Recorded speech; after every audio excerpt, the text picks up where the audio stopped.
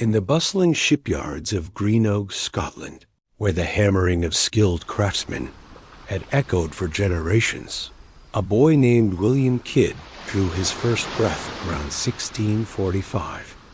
This port town, strategically positioned on the southern bank of the River Clyde, had birthed countless seamen and launched magnificent vessels into the world's oceans.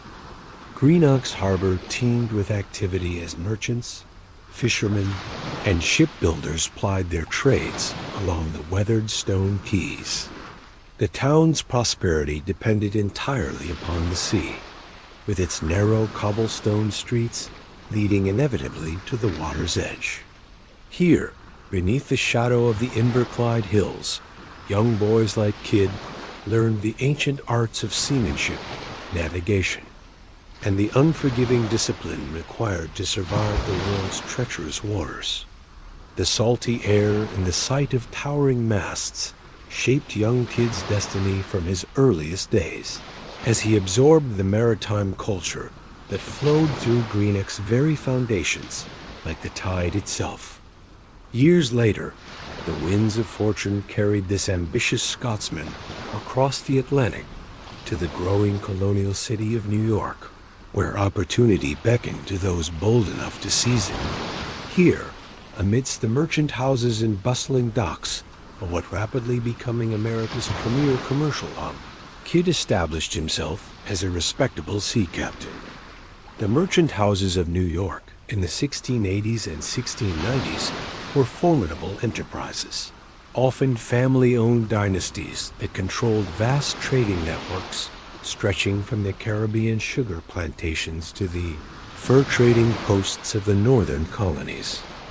These powerful commercial families, the Livingstons, the Beekmans, the Phillipses, commanded fleets of ships that carried everything from West Indian molasses and rum to European manufactured goods and exotic spices from the Orient.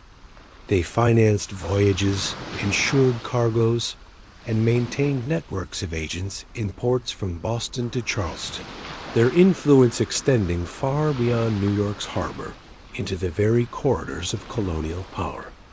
In 1691, Kidd married Sarah Bradley Cox Ort, a wealthy widow whose previous husband had left her substantial property and connections within New York's merchant elite, cementing his place in colonial society and providing him with the capital necessary to expand his maritime enterprises. His prosperity grew with each successful voyage, and his elegant house on Liberty Street became a symbol of his success, proudly displaying what many claimed was the first Turkey carpet ever seen in the colony, a testament to his connections with distant trading partners and his growing wealth. Local merchants knew Captain Kidd as a reliable man of the sea, a skilled navigator who could be trusted with valuable cargoes, and who possessed the rare combination of nautical expertise and business acumen that made him invaluable to New York's commercial community. When King William III declared war against France in 1689, beginning what would become known as King William's War, Kidd seized the opportunity to transform himself from merchant captain to licensed privateer. A privateer was a ship captain who received official permission from their government to attack and capture enemy ships during wartime. This permission came in the form of a document called a letter of marque. With this letter, the privateer's actions were considered legal acts of war and not piracy. Privateers were allowed to seize ships, cargo, and sometimes even forts belonging to enemy nations. In return, they would share a portion of the captured goods with the government or investors who funded their voyage. It was a way for countries to weaken their enemies at sea without sending out their own navy. Captain Kidd's transition into privateering began with a commission to command the Blessed William, a well-armed vessel specifically outfitted for hunting French vessels with royal blessing. During his privateering career, Kidd prowled the treacherous waters of the West Indies, where French merchant ships and naval vessels presented lucrative targets for those bold enough to engage them in combat. His most notable early success came in 1690, when he captured a French ship and used it to attack the French settlement of Marie Galante in the Caribbean, demonstrating both his tactical skill and his willingness to engage in the violent work of sanctioned piracy. The life of a privateer in the 1690s was a precarious balance between legitimacy and lawlessness, requiring captains like Kidd to navigate not only the physical dangers of the sea, but also the complex legal and political waters that separated authorized privateering from outright piracy. With letters of marque issued by colonial governors, privateers could legally attack enemy vessels and claim their cargoes as prizes. But the line between legal warfare and criminal piracy was often blurred by the realities of life at sea, where royal authority seemed distant and the temptation to exceed one's commission was ever present. Kidd's early success as a privateer, combined with his established reputation as a reliable captain and his connections within New York's merchant community, would soon attract the attention of powerful men who would ultimately orchestrate his transformation from respected privateer to one of history's most notorious pirates. The year 1696 found Captain Kidd setting sail in London. The city was full of talk about the growing danger of pirates, not only along the American coastline, from the harbors of Maine to the shores of the Carolinas, but also in the distant waters of the Red Sea and the Indian Ocean. These pirates attacked merchant ships carrying valuable goods, threatening important trade routes that supported the wealth and power of the empire. The piratical infestation along the American coast had reached epidemic proportions by the mid-1690s, transforming what should have been profitable trading ventures into desperate gambles with death. These sea rovers had established a vast network of hidden bases scattered throughout the labyrinthine coastline. From the remote islands of Maine's Casco Bay to the treacherous shoals of the Outer Banks, where ships could disappear without a trace into the shifting sands and fog, the pirates terrorized not merely the wealthy merchant princes of Boston and New York, but also humble fishermen, coastal traders, and even the poorest settlers who depended upon seaborne supplies for their very survival. The established merchant routes had become hunting grounds for these predators, who possessed an intimate knowledge of seasonal trading patterns and cargo schedules that made them devastatingly effective. The great circular trade that connected New England's rum distilleries to West African slave markets, Caribbean sugar plantations, and European luxury goods created predictable shipping lanes that pirates exploited with surgical precision. Merchant captains, departing Boston bound for the Caribbean, knew they faced gauntlets of pirate-infested waters. At Cape Cod, the approaches to New York Harbor, the Delaware Capes, and the treacherous passages through the Bahama Islands, where countless small cays and hidden anchorages provided perfect ambush points. Pirates would station lookouts on strategic headlands, using coded signals, flags by day, and beacon fires by night to alert their confederates when valuable prizes approached, creating an intelligence network that rivaled any government's espionage system. While the Atlantic and Caribbean routes were prime targets for American and European pirates, a growing number of sea rovers turned their attention eastward to the lucrative waters of the Indian Ocean and the Red Sea. These so-called Red Sea men preyed upon the rich merchant ships of the Mughal Empire, which carried gold, silver, spices, and precious gems along the sea lanes between India, Arabia, and the Red Sea ports. The Mughal trading convoys were particularly attractive because of the immense wealth they transported during the annual pilgrimage season to Mecca. The pirates' success in these distant waters not only shocked the Mughal authorities, but also strained relations between the Mughal Empire and European trading companies, including the English East India Company, whose privileges and safety in India were jeopardized by these depredations. This eastern theater of piracy became so profitable that it lured many Atlantic pirates away from the Americas, establishing a global dimension to the pirate threat that reached far beyond the western seas. Among the most notorious of these maritime predators was Thomas Chew, the Rhode Island-born captain whose successful voyages to the Indian Ocean had inspired countless imitators to abandon honest trades for the lucrative business of piracy. Chew's legendary capture of a Mughal treasure ship had netted his crew the equivalent of several lifetimes' wages for honest sailors, creating a dangerous precedent that transformed piracy from desperate criminality into an attractive career choice. Henry Every, known as Long Ben to his contemporaries, had achieved near-mythical status after his spectacular capture of the Mughal Emperor's treasure ship, Ganji Sawai, a feat that yielded plunder worth hundreds of thousands of pounds and made him the most wanted man in the world. The newly appointed Earl of Bellamont, Richard Coote, carried explicit royal instructions to crush this maritime scourge that threatened the very foundations of England's expanding commercial empire. Bellamont was no mere political appointee seeking comfortable sinecure. He was a battle-tested administrator whose previous governance of Barbados had taught him the intimate realities of Caribbean warfare and the devastating impact that piracy could inflict upon colonial prosperity. His appointment as governor of both New England and New York represented King William III's recognition that only a man of exceptional ability and ruthless determination could restore order to these troubled waters.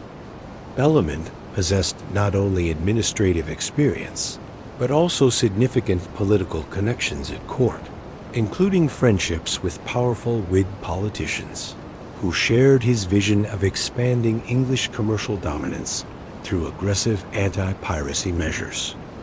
Understanding the Caribbean's dangers intimately from his Barbados experience, where he had witnessed firsthand how piracy could strangle a colony's economy and terrorize its population, Bellamont recognized in Captain Kidd the perfect weapon against piracy, a man who knew every hidden cove and secret anchorage where sea rovers gathered, whose reputation for seamanship was matched only by his knowledge of the maritime underworld's secret geography. Kidd's combination of legitimate naval experience, intimate familiarity with pirate havens, and established connections within both respectable merchant circles and the shadowy networks of former predators made him uniquely qualified for the delicate work of hunting his former colleagues. When Bellamont proposed that Kidd command a royal warship in this crusade against piracy, the Admiralty's response was swift and cold, reflecting the deeply ingrained prejudices of English naval tradition and class hierarchy. They would not entrust a government vessel to a colonial captain, regardless of his qualifications, viewing such an appointment as a dangerous precedent that might encourage other colonials to aspire beyond their proper station. The Royal Navy's officer corps jealously guarded their privileges, considering themselves a distinct caste whose authority derived not merely from professional competence, but from birth, education, and social connections that no colonial, however skilled, could hope to match. But Bellamont possessed the cunning mind of a born entrepreneur and the political connections necessary to circumvent official obstruction. If the Crown would not provide a ship, he would create his own syndicate, assembling a group of influential investors whose combined wealth and political influence could accomplish what official channels had refused. The Earl's proposition was as clever as it was ambitious, representing a revolutionary fusion of private enterprise and public policy. That would become a hallmark of English imperial expansion. He and his wealthy associates, including the First Lord of the Admiralty and the Lord Chancellor, would finance a private vessel specifically designed for anti-piracy operations, creating a hybrid public-private partnership that promised both profit and patriotic service. Kidd would serve as captain of this innovative venture, hunting pirates while enriching his backers with captured treasure, transforming the traditionally thankless and financially unrewarding work of naval patrol into a potentially lucrative investment opportunity. At first, Kidd hesitated, weighing the risks of such an unprecedented arrangement against the security of his established merchant career, but he finally agreed. There was one significant downside to all this financial backing, and that was that Kidd had to sign a contract which gave him and his crew only a very small proportion of any plunder taken on the expedition. At least Kidd's privateering expedition received the legitimacy of royal support, his commission being signed by King William III of England, who was promised 10% of the profits. Actually, there were 3 commissions, one to privateer against French vessels, another to apprehend pirates wherever Kidd came across them, including, if possible, the notorious Henry Every. And the 3rd commission was to keep all booty for sharing amongst the investors, without going through any courts, as was the usual practice. The syndicate's investment purchased the Adventure, a formidable vessel of over 280 tons, bristling with 34 cannons, her oak hull blackened with tar, and her copper-sheathed bottom designed to slice through the world's most treacherous waters. In May 1696, the Adventure departed Plymouth Sound with her crew of 70 men, her destination New York, following the well-established Atlantic sea lane that had carried countless vessels between the Old World and the New. The ship's route would take her southwest from the English Channel, past the rocky coastlines of Cornwall and Devon, then out into the vast Atlantic, where prevailing westerly winds would fill her sails and carry her toward the American colonies. This crossing, roughly 3,000 nautical miles of open ocean, represented one of the most heavily traveled shipping routes in the world, a liquid highway connecting European markets with colonial prosperity. As Captain Kidd established the ship's routine during the Atlantic crossing, he organized his crew according to the rigid hierarchy essential for any successful maritime venture. A social structure as inflexible as the ship's timbers and twice as necessary for survival. The newest sailors started as swabbies, poor souls whose hands grew raw from endless decks scrubbing with holy stones, blocks of sandstone that kept the planks gleaming white. Despite the constant assault of salt spray and the inevitable accumulation of tar blood and other substances that made a ship's deck a canvas of human activity, these unfortunate recruits, many of whom had never set foot on a proper vessel before signing their names or making their marks on the Adventure's articles, spent their days on hands and knees, scrubbing in endless circles, while more experienced sailors offered helpful advice, such as, put your back into it, and the deck won't scrub itself while you're dreaming of your mother's cooking.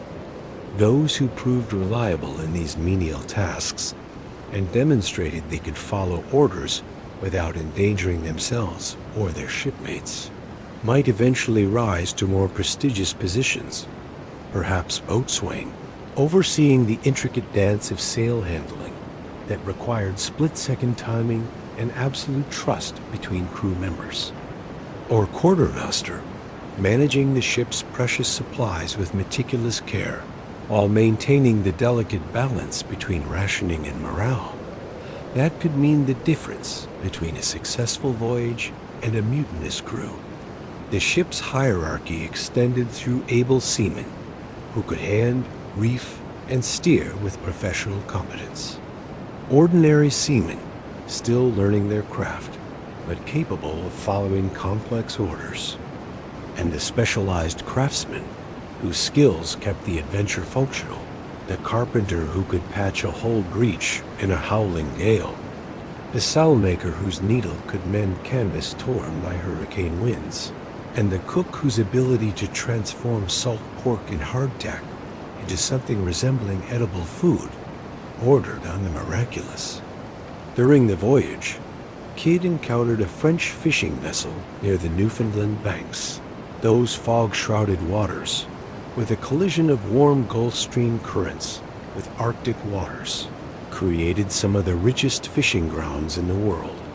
Acting under his commission of reprisals, he lawfully captured the craft, his first taste of sanctioned maritime seizure that would soon become an addiction more powerful than rum. As his crew secured the prize, Kidd watched his men perform their duties with professional precision, each knowing their role in the complex operation of boarding and securing an enemy vessel, while maintaining the constant vigilance necessary to prevent the captured crew from attempting any desperate measures. Arriving in New York after navigating the treacherous approaches to the harbor where shifting sandbars and unpredictable currents had claimed countless vessels, Kidd faced a crucial challenge: recruiting sufficient crew for his ambitious mission. The port of New York in 1696 was a babel of languages and nationalities, where Dutch merchants still conducted business in their native tongue. English traders shouted orders in crisp accents, and sailors from every corner of the Atlantic world gathered in taverns that reeked of spilled ale, tobacco smoke, and the unwashed bodies of men who had spent months at sea. He offered each sailor a share of future prizes, reserving 40 shares for himself and the owners, a generous arrangement that promised wealth beyond most sailors' wildest dreams. This incentive attracted 155 men, swelling his crew to a size that required careful organization and discipline. What a collection they proved to be: naval deserters seeking new fortunes, unemployed pirates hungry for action, fugitives fleeing justice with prices on their heads and stories they preferred not to tell, and every manner of maritime route drawn by the promise of easy wealth and the opportunity to practice their trade under the protection of royal commissions. Among them were former buccaneers who had prowled the Spanish Main, ex-privaters whose letters of marque had expired with the previous war, merchant sailors who had grown tired of poor pay and worse food, and wide-eyed adventurers who had heard tavern tales of treasure ships loaded with oriental gold and precious stones. Kidd knew that managing such men would require the strict enforcement of rules that govern every aspect of shipboard life, from the distribution of grog to the assignment of watch duties, to the delicate matter of settling disputes without bloodshed. Like all successful captains, he understood that survival at sea depended on maintaining order among dangerous men through a combination of shared purpose, iron discipline, and the occasional demonstration that the captain's authority was backed by both legal commission and personal force. His responsibilities as captain extended far beyond navigation and seamanship. He served as judge, jury, diplomat, father figure, and occasionally executioner to a crew that included men who had killed for far less than the treasure they now sought. The daily routine aboard the Adventure reflected the complex choreography required to keep 155 men alive and functional in the confined space of a wooden vessel. Each morning began before dawn with the changing of the watch, accompanied by the boatswain's shrill whistle and curses of men roused from too little sleep. The ship's bell marked the passage of time in 4-hour watches, its bronze voice cutting through the constant symphony of creaking timbers, flapping canvas, and the endless rush of water against the hull. Below decks, the air was thick with the mingled odors of human habitation, unwashed bodies, damp wool, the sour smell of the bilge where seawater collected despite the crew's best efforts, and the ever-present aroma of the ship's stores, salt pork, hardtack, rum, and the medicinal herbs that the ship's surgeon used to treat everything from scurvy to sword wounds. As the Adventure prepared to depart New York, Kidd established the ship's code, a set of ironclad rules that would govern everything from the distribution of treasure to the resolution of disputes between crew members, the proper maintenance of weapons, and the punishment for various infractions, ranging from theft to cowardice in battle. A weathered veteran of numerous voyages, whose scarred hands could splice rope blindfolded, and whose keen eye could spot trouble brewing in the crew's quarters long before it erupted into violence, would serve as the ship's disciplinarian, investigating infractions and ensuring the code was upheld with a kind of impartial justice that kept crews from tearing themselves apart. This was no mere formality.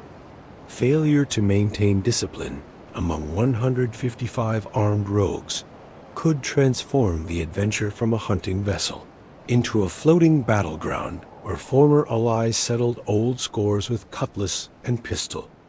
The Adventure's journey across the Atlantic took her first to Madeira, that Portuguese island paradise, where terraced vineyards climbed impossibly steep mountainsides, and where ships had stopped for centuries to take on the fortified wine that could survive long voyages without spoiling.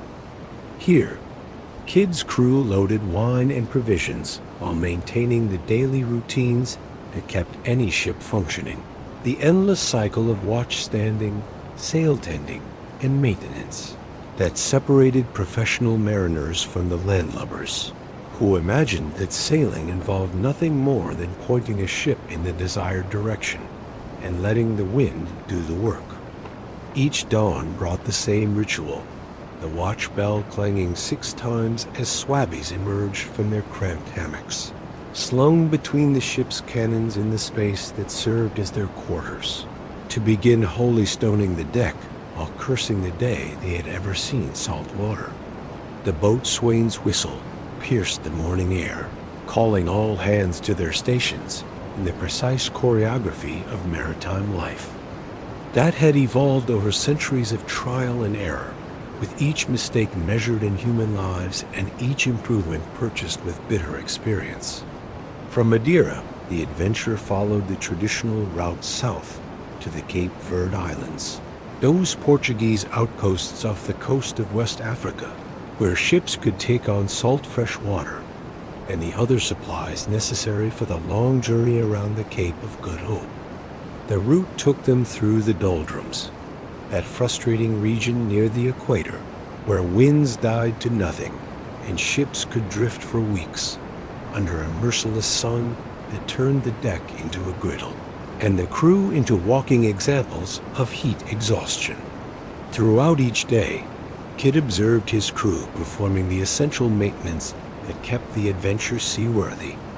His master gunner supervised the cleaning and inspection of the ship's 34 cannons, ensuring that rust did not compromise their firepower should battle come, while experienced sailors climbed the rigging to examine every rope, sail, and pulley for signs of wear, replacing frayed lines and patching torn canvas with the meticulous care that separated living crews from dead ones. The Cape Verde Islands provided salt and additional supplies before the ship rounded the treacherous Cape of Good Hope, that storm-lashed southern tip of Africa, where the Atlantic and Indian Oceans met in a collision of currents, winds, and weather that had claimed more ships than any pirate fleet. Here Kidd's navigator proved invaluable, using astrolabe and compass to guide them through dangerous waters, where hidden reefs could tear through the hull in seconds, and where the combination of strong currents, and unpredictable winds could drive even the most experienced captain onto the rocks. The man's education and expertise in reading charts and calculating positions made him one of the most valuable members of the crew, a reality that Kidd, as a fellow professional mariner, appreciated fully. By the 27th of January 1697, the adventure galley finally reached the shores of Tulier, Madagascar, after an arduous 8-month voyage that had tested both ship and crew beyond their limits. The vessel desperately needed fresh sails and rigging, a testament to either the punishment inflicted by months of ocean travel or the possibility that unscrupulous shipyard contractors had provided substandard equipment to maximize their profits at the expense of distant sailors. After a month-long refit in Tulier, the adventure galley departed on the 18th of March for the Comoros Islands, a traditional stopping point located between Madagascar and Mozambique, where East India Company vessels routinely underwent repairs and resupply. However, Kidd's colonial status and questionable reputation preceded him. Local merchants refused to extend credit for the new rigging and sails his ship desperately required. Forced to seek alternative solutions, he sailed to either Mayotte or Moheli, both in the Comoros Islands, for careening, the laborious process of hauling the ship onto its side to scrape away the accumulated barnacles, weeds, and marine growth that could reduce a vessel's speed by half. The month-long careening operation succeeded in restoring the adventure galley's sailing capabilities, but at a catastrophic human cost. Up to 1/3 of Kidd's crew succumbed to an epidemic disease, likely malaria or yellow fever, that swept through their ranks like wildfire. These tropical maladies were the invisible killers of the Indian Ocean, claiming more sailors' lives than storms, battles, and shipwrecks combined. Kidd called more recruits along the docks of his Indian Ocean ports of call. The new additions included numerous veterans of pirate crews. Kidd sailed to Johanna, another island in the Comoros, with his decimated crew. Kidd managed to secure replacement sailors and this time obtained the necessary credit for new equipment. Fortune offered a brief smile when he encountered French merchants who had lost their vessel but salvaged their wealth. From them, he borrowed sufficient funds to restore the adventure to fighting condition. Yet as he supervised the essential repairs, caulking seams, replacing worn rigging, and restoring the ship's combat readiness, Kidd couldn't ignore the mounting expenses and his backers' growing expectations in London.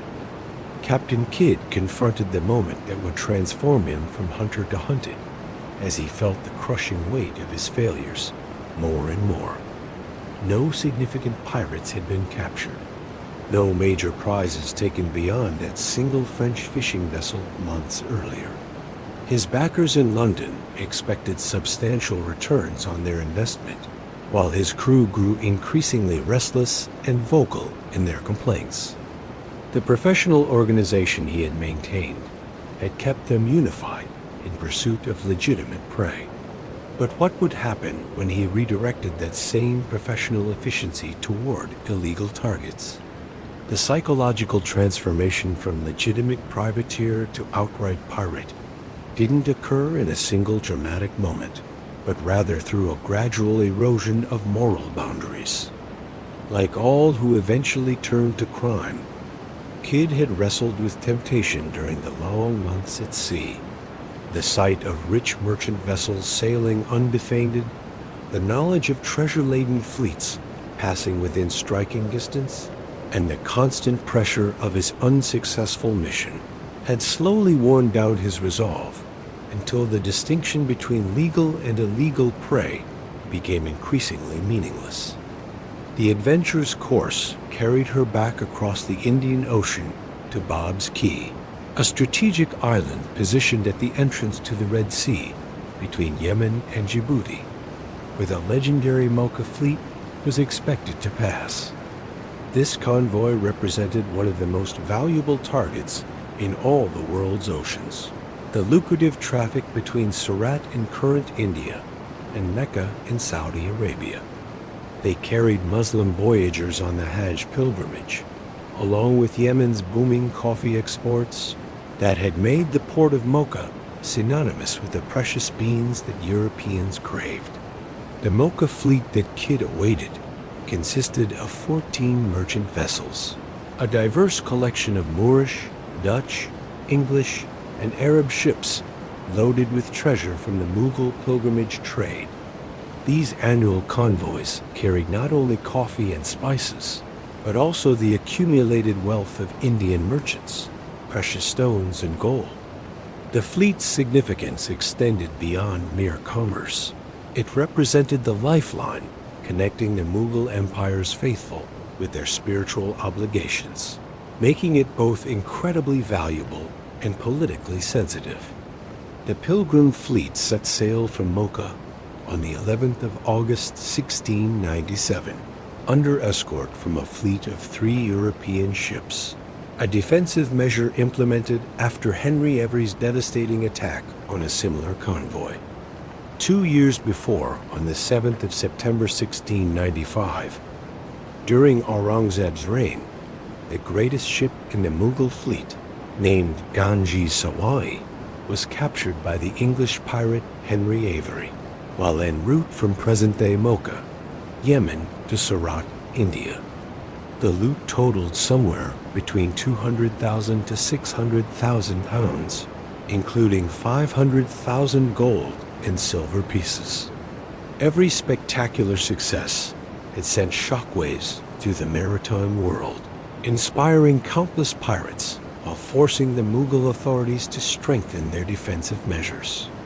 Joining forces with several pirate vessels, Every found himself in command of a small squadron of 5 other pirate ships, including Thomas Chew's 8-gun, 46-man sloop of war Amity, Richard Want in a brigantine named Dolphin, Joseph Farrow in Portsmouth Adventure, Thomas Wake in Susanna, and William Mays in Pearl.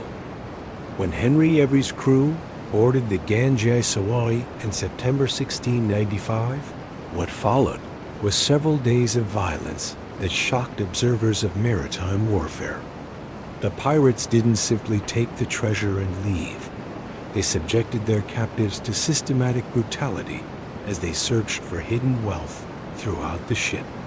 The attackers used torture to force their prisoners to reveal where they had concealed their valuables in the ship's holds.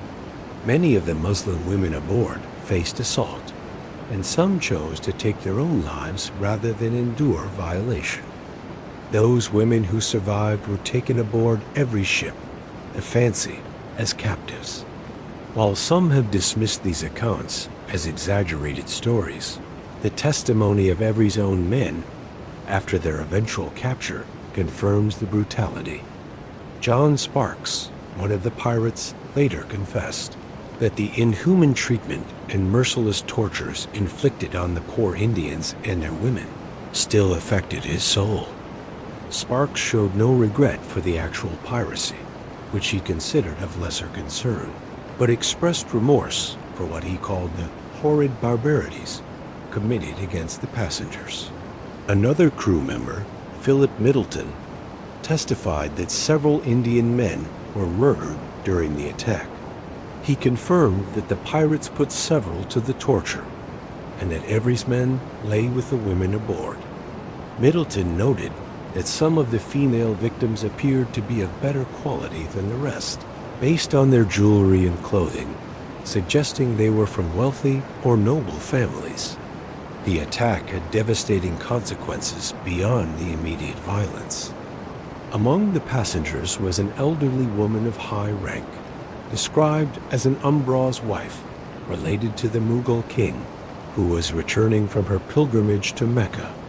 The pirates abused her severely, along with other women aboard the ship. Sir John Gayer, the English governor of Bombay, reported these details to London in October 1695, emphasizing that the pirates were all English. This detail would prove crucial, as it made the attack not just an act of piracy, but a diplomatic crisis between England and the Mughal Empire. The Mughal Emperor Aurangzeb was furious that English subjects had committed these atrocities against his people, especially pilgrims returning from the Holy City. The capture of the Ganges Sawai became infamous not just for its enormous treasure, but for the cruelty that accompanied it. This single act of piracy changed the relationship between European trading companies and the Mughal Empire, forcing the English, Dutch, and French to provide armed escorts for future pilgrim fleets. It also established Evry as the most wanted pirate in the world, inspiring countless others to follow his example, while demonstrating the terrible human cost of such maritime predation. At Bob's Key, Kidd waited with growing impatience for the legendary Mocha fleet to appear. Days passed with no sign of the treasure-laden convoy, and desperation gnawed at him like the constant creaking of the Adventure's hull. Finally, he ordered a boat hoisted out and dispatched it with a full crew along the coast, their mission to capture prisoners or gather intelligence about the fleet's whereabouts. When the Mocha fleet finally appeared, Captain Kidd, wishing for the same success with Henry Evry, made an unsuccessful attempt to attack. Mughal Emperor Aurangzeb had ordered the English, French, and Dutch East India companies to escort his pilgrim fleets. Learning from the Ganges Sawai incident, Kidd, vastly outnumbered, decided to retreat to the open ocean. Whether through caution, conscience, or simple miscalculation, Kidd allowed the richest prize of his career to slip away unmolested, a decision that would haunt him as his crew's frustration reached dangerous levels. The tension reached its breaking point when Kidd killed one of his own crewmen on the 30th of October 1697. When they encountered a Dutch vessel, Kidd's remaining scruples prevented him from attacking what his commission clearly protected. But his crew, now fully committed to the pirate's life, viewed such restraint as betrayal of their shared enterprise. Kidd's gunner William Moore was on deck sharpening a chisel when a Dutch ship appeared. Moore urged Kidd to attack the Dutchman, an act that would have been considered piratical since the nation was not at war with England. But Kidd's refusal led to heated words and ultimately violence. To quell a possible mutiny, or simply enrage at a slur on his captaincy, he killed Moore, allegedly striking him down with a wooden bucket, breaking his skull. Moore died the next day. As he addressed his remaining crew about future targets, Kidd spoke words that would seal his fate and theirs. The same organizational skills that had made him valuable to the Earl of Bellamont, his knowledge of seamanship, his ability to command dangerous men, his understanding of maritime law and navigation, would now serve him as one of history's most notorious pirates. The Adventure and her crew of rogues would continue operating under the same professional standards that had sustained them during their legitimate mission.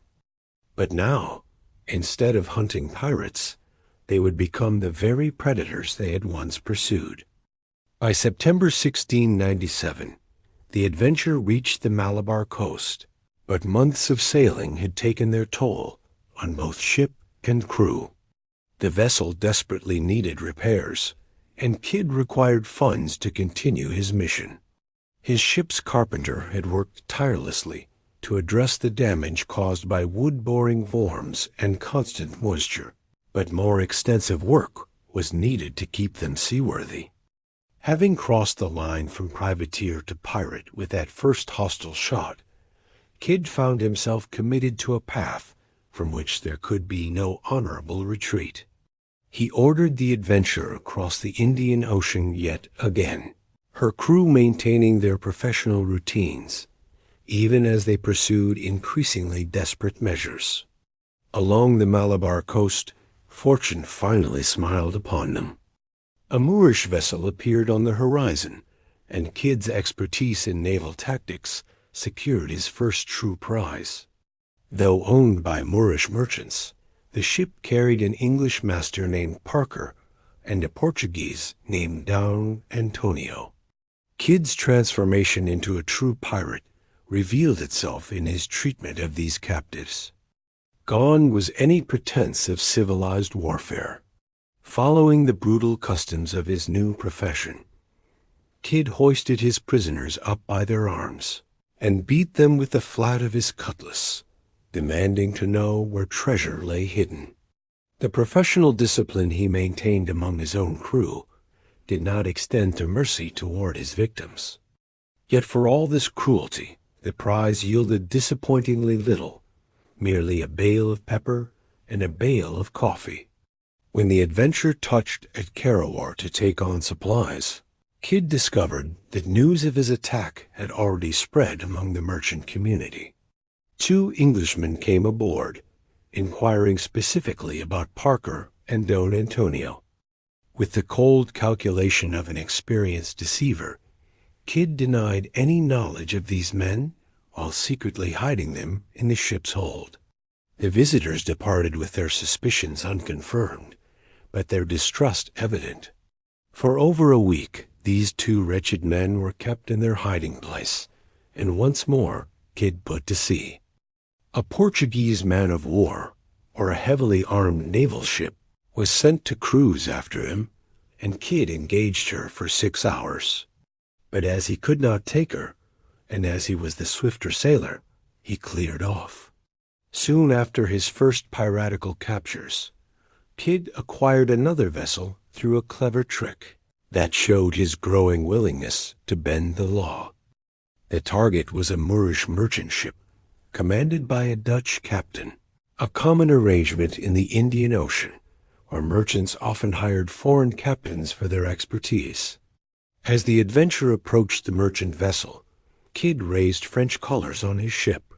The merchant ship, seeing this, also hoisted the French flag to avoid conflict. When the adventure came alongside, Kidd called out in French, and fortunately for him, there was a French passenger aboard who answered back. Kidd ordered the merchant ship to send a boat over, then questioned the French passenger carefully. He asked if the man had proper travel documents, which the Frenchman confirmed he did. Kidd then made his move. He declared that since the Frenchman had French papers, he must be considered the ship's captain. This was pure legal trickery. Kidd knew that his commission allowed him to capture French vessels during the war with France. By pretending the ship was under French command, he could claim it as a legal prize. The fact that the real captain was Dutch, the ship was Moorish, and the French captain was just a passenger didn't matter to Kidd's twisted logic. What's interesting is why Kidd bothered with this elaborate pretense at all. He was already turning to piracy, so why worry about legal justification? Perhaps he still hoped his royal commissions might protect him if he was ever brought to trial.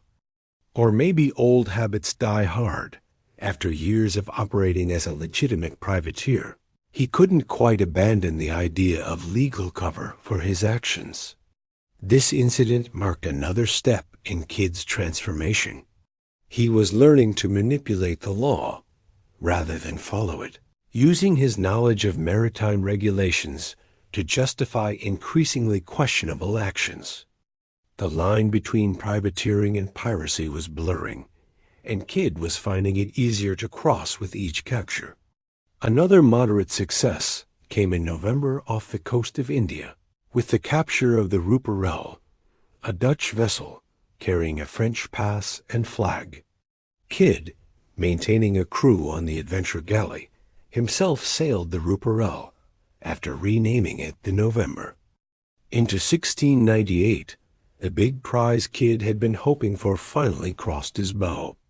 The Quedig Merchant, a large 400-ton trading ship owned by Armenians, with cargo belonging to an Indian nobleman named Machlis Khan. The ship was captained by an Englishman named Wright. Kidd used a trick he had used before. He flew a French flag to make the other ship think he was French, then approached and told Captain Wright he was now a prisoner. The crew included only a few Europeans, 2 Dutch sailors, and 1 Frenchman, while the rest were Indians and Armenians. Kidd put the crew ashore at different places along the coast. He then sold about 10,000 pounds worth of the stolen goods, which included silk, cotton cloth, sugar, iron, and opium. This would be worth about $2.5 million in today's money. Kidd kept the ship and renamed it the Adventure Prize. This capture caused serious problems. Maklis Khan complained to the Indian authorities in Surat, who then pressured the British East India Company to pay for the losses. They took over the company's buildings and stopped all trading until something was done. The situation was complicated because ships like this usually carried papers from different countries for protection. The Quedagh merchant probably had several of these passes, including a French one, which is why they showed it when Kidd approached flying a French flag. This capture was a turning point that changed Kidd from a legal privateer into a pirate and eventually led to his downfall. By April 1698, Captain Kidd's ships stopped at Isle Sainte-Marie, an island near Madagascar where many pirates gathered. He had just captured the valuable Quedagh merchant, which he renamed the Adventure Prize. The adventure galley was in bad shape. It was leaking badly, and the crew had to pump water out constantly.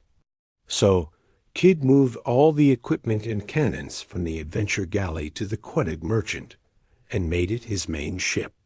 At the island, Kidd ran into Robert Culliford, a well-known pirate he had met before. When Culliford's ship called the Resolution arrived, many of Kidd's crew got excited about meeting him. Kidd was having serious problems. His mission to catch pirates had mostly failed. He had only captured 1 big prize. His men hadn't been paid properly. His ship was falling apart. The voyage had gone on too long, and his crew was unhappy. Culliford offered something Kidd couldn't, the chance to steal freely and get rich fast.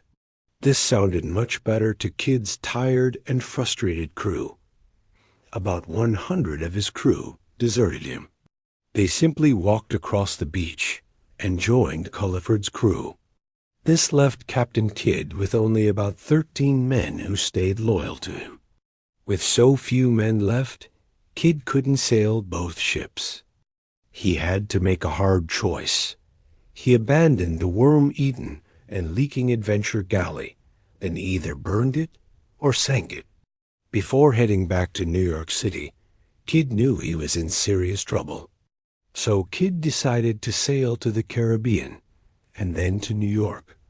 By April 1699, when Kidd reached the West Indies in the Caribbean Sea, he discovered that his transformation from respectable privateer to notorious pirate was complete in the eyes of the world.